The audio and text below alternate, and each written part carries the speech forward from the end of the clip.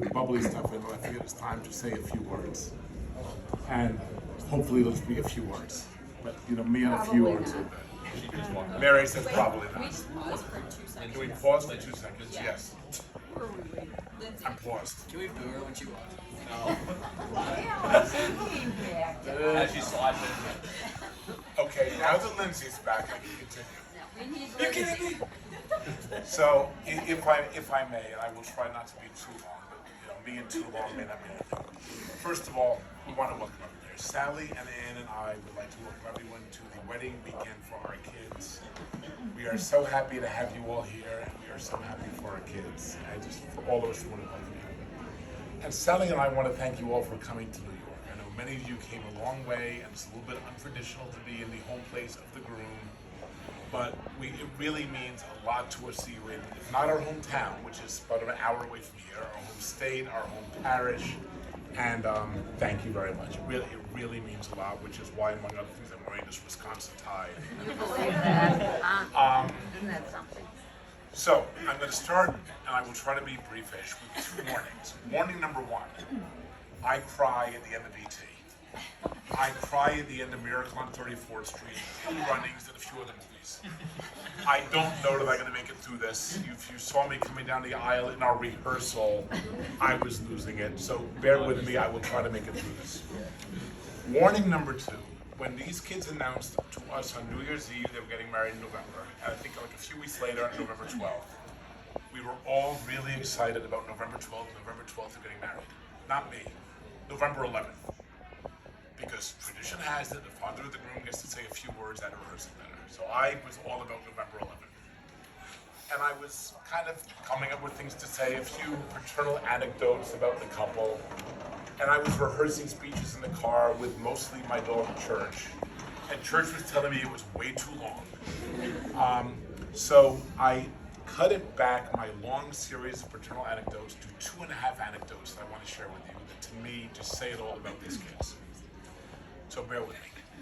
Anecdote number 1 goes back almost 3 years. In January of 2020, we invited Renee to join us on a family vacation in the Virgin Islands. Sailing. Now, I could tell you many funny stories about that. Like Chris didn't actually tell her she'd be on a sailboat. No, that's not the story. Okay, so the others don't know. 90% of Christopher's family vacations growing up were sailing in the Virgin Islands. And I've been going down there for years. We've been going down there, have friends down there. And if you don't know, the British Virgin Islands are a fairly quiet group of islands. No high-rise hotels. The only people there are kind of sailors and beach bums. And within these group of islands, there's one island particularly small called Jost Van Dyke, only a few hundred people. And within Jost Van Dyke, there's one restaurant that nobody goes to except us. Okay, so called Rudy's. So here we are in the middle of nowhere, in a restaurant nobody goes to. When normally we go there, we talk about the beautiful sea, we look at the water, we look at the sky. But Rudy's is no longer run by Rudy, it's run by his son Randy, who spent 20 or 30 years raising his family in Florida. You'll see where I'm going. His son played high school and travel baseball. So here we are in the middle of nowhere. And what's Chris doing? Talking baseball. Okay? Talking baseball with Randy. And his son had a coach who Chris knew, and we played for the Lugnuts, and this and that. And Renee and Sally and Evan and I were getting an occasional word in edgewise, but there's Chris and Randy just talking baseball. And after what seemed like an eternity, maybe 20 minutes, I turned to Renee, who's standing there looking, patiently. And with maybe a twinge of sarcasm, I go, amazing how this guy just lights up when he's talking baseball.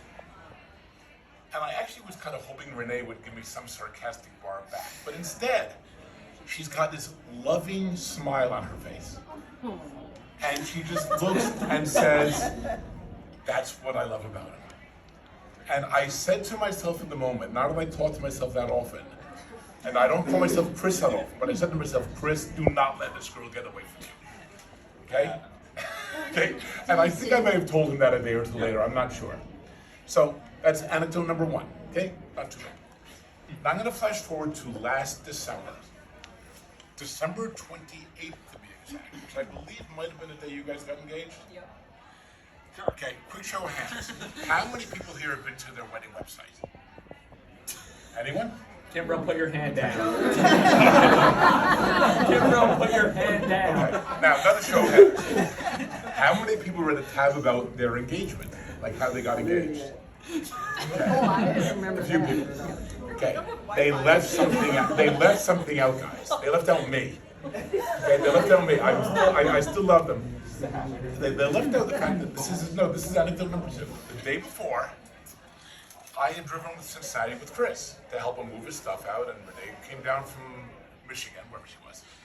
And okay, a lot of us knew that Chris was proposing to Renee that week. He had gotten the ring cleaned. He had gotten the ring blessed by Father Elias. I'm sorry he's not here to confirm that. He had gotten permission from Ann and Dave to marry their daughter. We certainly blabbed all of our friends, and I assume Ann may have done the same. So I think everyone knew, except for Renee, that Chris was proposing that week. Now, it was like a whole week. New Year's Eve, first we're thinking he's going to propose New Year's Eve, big romantic thing. And he kind of said, nah, it's going to be before then. So then we're thinking, well, he made a reservation at this nice restaurant in the building the first night. It'll be over a nice romantic dinner.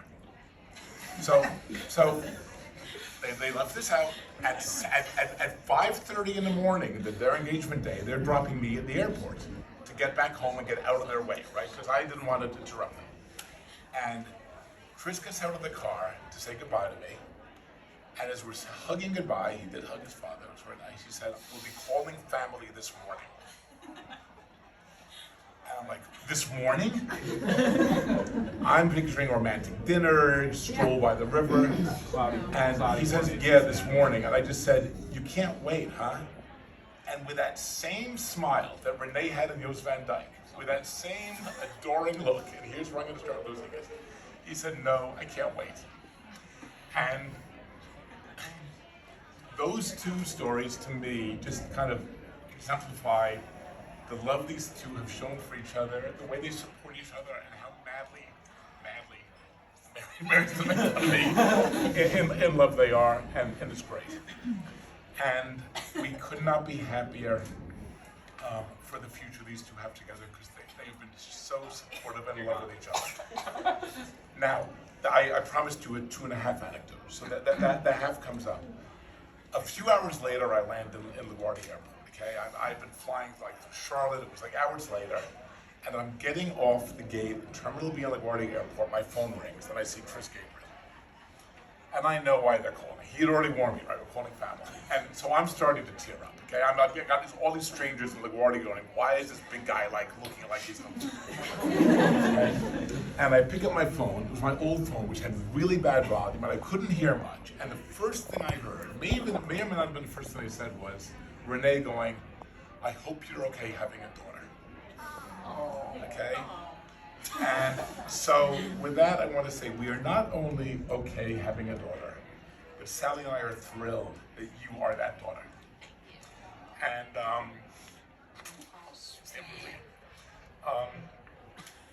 as every month has gone by since then, we look at you 2 together, and we could not be happier for you, Miss Weaver. I can't call you Miss Weaver much longer, or future daughter-in-law much longer. And Chris, we don't say it often enough. Your mother and I are both very, very proud of you. Am I losing it? No, this kid he gave up his Vanderbilt poli-sci major to go pursue this stupid dream of baseball. And we are proud of you every day for following you, pursuing your dream, and having Renee as part of that dream and following that dream with you. So we could not be happier for both of you, and for us, and for Ann and Dave, and even though I've now gotten to know Mary, we still love the Weaver family. And we love you, we're proud of you, and as long as you make sure that one day I have grandchildren who are Mets fans. And in spite of what Father George and Father Elias and Mary have all said, I'm going to stop. And as the Greeks would say, Nazisated, to congratulations, to love, to help, and we love you both, and we can't wait till tomorrow. Oh, there it is!